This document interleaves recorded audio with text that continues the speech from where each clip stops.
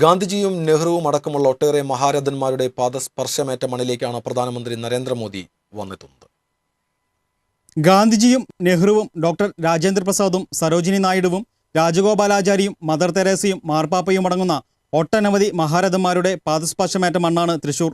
സ്വാതന്ത്ര്യ സമര കാഹളത്തിന്റെ ഓർമ്മകൾ ഉറങ്ങുന്ന മണികണ്ഠനാൽത്തറ അത്തരം മഹാരഥന്മാരുടെ പലരുടെയും പ്രസംഗവേദി കൂടിയായിരുന്നു.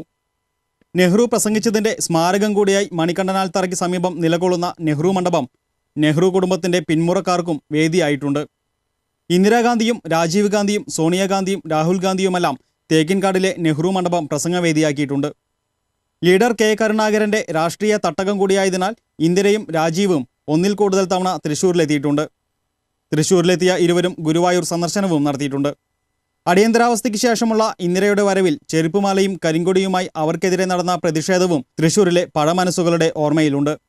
1991 തെരഞ്ഞെടുപ്പ് പ്രചാരണത്തിനായി തേക്കിൻകാട് മൈതാനത്ത് ഹെലികോപ്റ്ററിലെത്തിയ രാജീവ് ഗാന്ധി തൃശൂരിൽ നിന്നും തമിഴ്നാട്ടിലേക്ക് പോവുകയും ശ്രീപെരുമ്പതൂരിൽ മരണമേറ്റുവാങ്ങിയത് തൃശൂരിന്റെ വേദനിക്കുന്ന ഓർമ്മയാണ്. മൻമോഹൻ സിംഗ് പ്രധാനമന്ത്രിയായിരിക്കുമ്പോൾ 2012 സെപ്റ്റംബർ 12 കേരള കലാമണ്ഡലം സന്ദർശിക്കാനെത്തിയിട്ടുണ്ട്. 1954 നെഹ്റുവും കലാമണ്ഡലം സന്ദർശിച്ചിട്ടുണ്ട്. ലീഡർ കെ കരുണാകരന്റെ സംസ്കാര ചടങ്ങിൽ പങ്കെടുക്കാൻ മൻമോഹൻ സിംഗ് തൃശൂർ ടൗൺ ഹാളിലെത്തിയത് 2010 ക്രിസ്മസ് ദിനത്തിലായിരുന്നു. ജോൺ പോൾ രണ്ടാമൻ മാർപ്പാപ്പ, മദർ തെരേസ, ചാൾസ് രാജകുമാരൻ, APJ അബ്ദുൽ കലാം, LK അദ്വാനി എന്നിങ്ങനെയുള്ള പ്രമുഖരും തൃശൂരിന്റെ ആതിഥ്യം ഏറ്റുവാങ്ങിയിട്ടുണ്ട്. ഗുജറാത്ത് മുഖ്യമന്ത്രിയായിരിക്കുന്ന ഘട്ടത്തിൽ തൃശൂരിലെത്തിയിട്ടുള്ള മോദി പ്രധാനമന്ത്രിയായി തൃശൂരിലെത്തി സാംസ്കാരിക നഗരിയുടെ ചരിത്രത്തിന്റെ ഭാഗമായി മാറുന്ന ചടങ്ങെന്നതാണ് ഇത്തവണത്തെ സന്ദർശനത്തിന്റെ സവിശേഷത. News desk TCV.